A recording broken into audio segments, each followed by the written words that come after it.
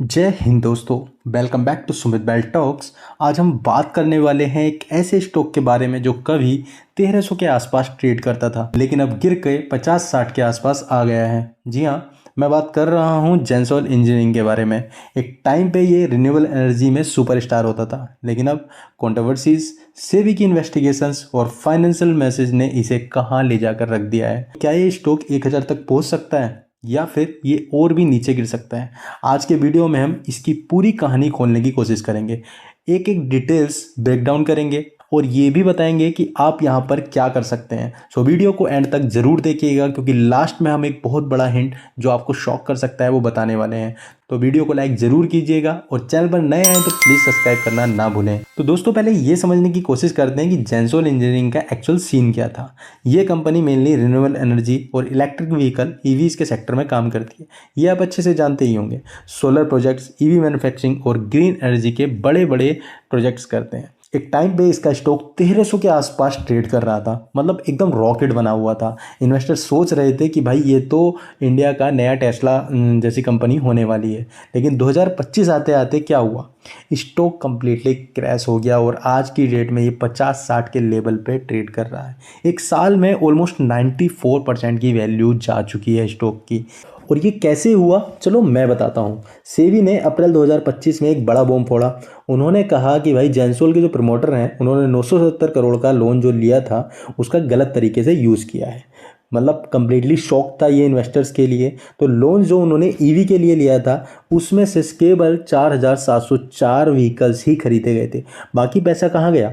उस पैसे को उन्होंने लग्जरी अपार्टमेंट, गोल्फ सीट्स और पर्सनल खर्चों पे यूज़ किया, जिसके बाद सेबी ने प्रमोटर को ट्रेडिंग से भी बैन कर दिया था और एक फोरेंसिक ऑडिट भी स्टार्ट किया। और जेंसॉल का बुरा टाइम यहाँ से स्टार्ट हो चुका था और ये केवल एक शुरुआत ही थी। उसके बाद इरेडा ने 510 करोड़ का जो डिफॉल्ट के लिए एनसीएलटी में केस फाइल कर दिया और कंपनी के एसेट्स फ्रीज हो गए। क्रेडिट रेटिंग जो थी वो कंप्लीटली डाउन हो गई, डी तक पहुँच गई। मतलब कंपनी के लिए पैसे जोड़ना बहुत ही ज़्यादा मुश्किल हो गया। तो भाई सिंपल सी बात है कि अगर आप प्रमोटर हैं और इन्वेस्टर्स आपको पैसे दे रहे हैं तो वो उस काम के लिए नहीं दे रहे कि आप उन पैसों के मज़े करें। सिंपल सी बात है भाई, अगर इन्वेस्टर ने पैसा दिया है तो वो सही जगह पर ही लगना चाहिए। और ये बात अगर ओपन होती है कि आप उस पैसे का गलत यूज़ कर रहे हैं तो मार्केट में आपकी वैल्यूएशन ख़त्म हो जाएगी। लेकिन रुको, अभी और ट्विस्ट आने भी बाकी हैं जो आपको आगे मिलने वाले हैं। तो अभी सवाल ये है कि क्या जेंसॉल वापस से, जो उसका प्राइस था 1000 के आसपास ट्रेड कर रहा था, 1300 के आसपास ट्रेड कर रहा था, तो मतलब हम 1000 ही मान के चलते हैं, तो वहाँ पर पहुँच सकता है या नहीं? क्योंकि यहाँ पर ये भी समझना जरूरी है कि भाई स्टॉक गिर तो गया है, ऑलमोस्ट टॉप से 94% गिर चुका है, लेकिन क्या चांसेस है, क्या पॉसिबिलिटी है कि ये स्टॉक वापस से 1000 जा सकता है? हमारा मेन टॉपिक यही है ना कि ये स्टॉक 1000 जा सकता है या नहीं वापस। तो इसमें क्या पॉसिबिलिटी है, जो चांसेस हैं कि जेंसॉल वापस से 1000 जा सके? तो नंबर 1 पर जो आता है वो आती है कंपनी की ऑर्डर बुक पावर। तो जेंसॉल के पास जो फिलहाल ऑर्डर बुक है वो 7000 करोड़ की सोलर ईपीसी की ऑर्डर बुक अभी चल रही है। ये बड़ा नंबर है और अगर ये प्रोजेक्ट्स टाइम से कंप्लीट होते हैं तो रिवेन्यू का बड़ा बूस्ट कंपनी को मिल सकता है, उसके फंडामेंटल्स को मिल सकता है। सेकंड नंबर पर आता है रिन्यूएबल एनर्जी का केस। भाई इंडिया में ग्रीन एनर्जी का फ्यूचर बहुत ही ज़्यादा ब्राइट है। गवर्नमेंट की पॉलिसी और जो ग्लोबल डिमांड है वो जेंसॉल के फेवर में है। देखो, जेंसॉल कंप्लीटली ग्रीन एनर्जी और सोलर एनर्जी, रिन्यूएबल एनर्जी के सेगमेंट में काम करती है। तो गवर्नमेंट भी काम कर रही है भाई, गवर्नमेंट कंप्लीटली सपोर्ट प्रोवाइड करा रही है। लेकिन भाई अगर आपके प्रमोटर ही झूठे होंगे, वो गलत पैसे, जो वो पैसे वो गलत तरीके से यूज़ करेंगे, तो फिर क्या ही कंपनी का फ़ायदा होगा? तो लेकिन कुल मिला के तो देखा जाए तो रिन्यूएबल एनर्जी का क्रेज इंडिया के अंदर है और वो बेनिफिट जेंसॉल को मिल सकता है। नंबर 3 पर आता है ओवरसोल्ड स्टॉक। दोस्तों, फिलहाल जो स्टॉक है वो बहुत ही ज़्यादा टूट चुका है। अगर टेक्निकल एनालिसिस आप करेंगे तो स्टॉक का RSI 11 के आसपास चल रहा है, PE 2 के आसपास चल रही है। मतलब स्टॉक कंप्लीटली ओवरसोल्ड जोन में है, जिसका कभी कभी क्या होता है कि स्टॉक ओवरसोल्ड होने की वजह से उसमें थोड़ी रिकवरी आने के चांसेस होते हैं, तो वो इफेक्ट हमको जेंसॉल के प्राइस पे मिलेगा। लेकिन ये भी नहीं बोलता कि भाई सीधे इतनी रिकवरी हुई कि सीधे वापस से उसी प्राइस पे चला जाएगा। तो ये सब सुन के लगता है ना कि शायद जेंसॉल वापस ट्रैक पे आ सकता है। लेकिन पहले थोड़ी रियलिटी भी समझते हैं कि भाई 1000 तक जाने के लिए जेंसॉल को जो बड़े बड़े हार्डल्स हैं उनको क्रॉस करना होगा। क्या क्या प्रॉब्लम्स हैं उनके बारे में भी आपको पता होना चाहिए। तो सबसे पहले जो आता है जेंसोल के सामने वो आता है सेबी और एनसीईआरटी का झटका, जो बहुत ही बड़ा झटका है कंपनी के लिए। जब तक सेबी की फॉरेंसिक ऑडिट कंप्लीट नहीं होती और इरेडा का इंसॉल्वेंसी केस सोल्व नहीं होता, इन्वेस्टर का ट्रस्ट वापस नहीं आएगा। भाई सिंपल सी बात है, जो बड़ी कंपनी को आपने धोखा दिया है, जो सेबी को आपने धोखा दिया है, अगर वो चीज़ें वहाँ से क्लियर नहीं होंगी तो इन्वेस्टर अपना बिलीव स्टॉक के ऊपर डालेंगे ही नहीं। उसके साथ में प्रमोटर की जो भी होल्डिंग है 30-35% की समथिंग की होल्डिंग है, उसमें से 95% शेयर उनके प्लेस हैं। ये भी एक बहुत बड़ा रेड फ्लैग है। नंबर 2 पर आता है इनके फाइनेंशियल मैथ्स। 510 करोड़ का डिफॉल्ट किया है भाई कंपनी ने। लो इंटरेस्ट कवरेज रेशो और क्रेडिट रेटिंग इस टाइम हो चुकी है डी। ये सब कंपनी के लिए फंडिंग जो मिलती है उसकी ग्रोथ को बहुत ही ज़्यादा मुश्किल कर रहे हैं। तो ये भी चीज़ सही होनी बहुत ज़रूरी है। नंबर 3 पर आता है मार्केट सेंटीमेंट। भाई सारी चीज़ें एक तरफ और मार्केट का सेंटीमेंट एक तरफ। जो स्टॉक आज की डेट में कंटिन्यू लोअर सर्किट मार रहा है। नंबर 4 पर आता है डीलिस्टिंग होने का चांसेस।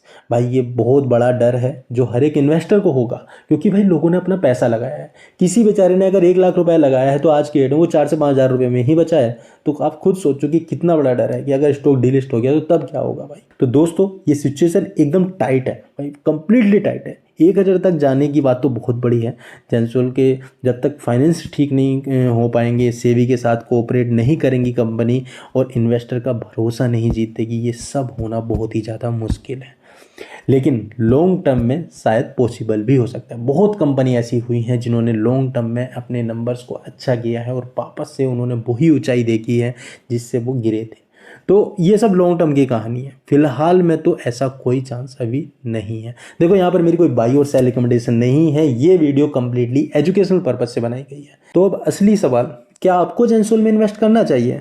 तो दोस्तों मैं यहाँ पे कोई फाइनेंशियल एडवाइस नहीं कर रहा हूँ, लेकिन ये बोल सकता हूँ कि ये स्टॉक हाई रिस्क और हाई रिवॉर्ड वाला स्टॉक फिलहाल बन चुका है। अगर सेबी का ऑडिट जो है वो क्लीन होता है, डेब्ट्स क्लियर होते हैं और रिन्यूएबल एनर्जी का जो क्रेज़ है वो कंटिन्यू बढ़ता तो रहेगा ही, तो लॉन्ग टर्म में ये स्टॉक बाउंस बैक कर सकता है। लेकिन अगर कंट्रोवर्सीज और बढ़ी तो रिस्क भी और ज़्यादा बढ़ सकता है, क्योंकि अभी ये केवल 1,000 से 50 रुपये की समथिंग आया है। लेकिन आगे क्या चांसेस है भाई, 50 रुपये से 5 रुपये भी हो सकता है। तो आपकी वैल्यूएशन ऑलमोस्ट 90% फिर भी गिर सकती है। तो सिंपल सी बात है, मेरा सजेशन यही रहेगा, अपने फाइनेंशियल एडवाइजर से बात करें और अपना खुद का वो देखें कि भाई आप कितना रिस्क ले सकते हैं। स्टॉक जीरो ही मान के चलें। मैं ये नहीं कह रहा हूँ कि जीरो है, कोई शायद बाई और सेल रिकमेंडेशन नहीं है, लेकिन चांसेस हैं कि स्टॉक गिर सकता है। और हाँ, अगर आपको लगता है कि जेंसोल वापस 1,000 तक जा सकता है तो कमेंट में बताओ जेंसोल रॉकेट होगा या फिर जेंसोल क्रैश होगा। अगर आपको कुछ पॉइंट्स मिलते हैं तो आप उसे कमेंट सेक्शन में बता सकते हैं।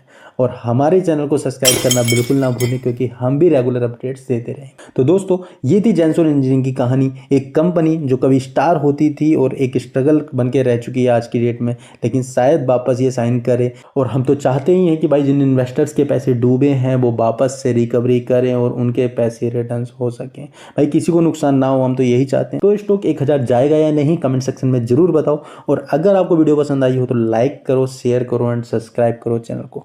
मिलते हैं जल्दी एक नई इंटरेस्टिंग वीडियो के साथ, तब तक के लिए हैप्पी इन्वेस्टिंग। Thank you.